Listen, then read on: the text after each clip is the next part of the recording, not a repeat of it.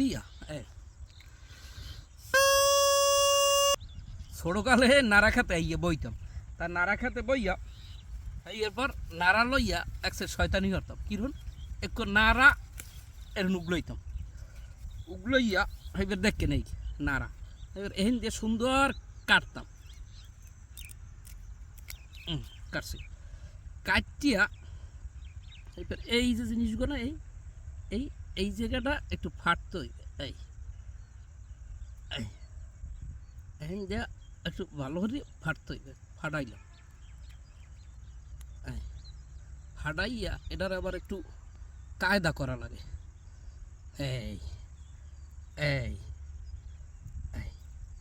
এটা একটু কায়দা করা লাগবে। এবার এইটার মধ্যে আবার আছে এটা সেখন একটা এই দিকে ঢুকাইয়া এটার মধ্যে আবার ময়লা ময়লা থাকতে পারে, এই ময়লা এই দিক দিয়ে আবার পরিষ্কার করতে হইবে। এইবার মহে দিয়া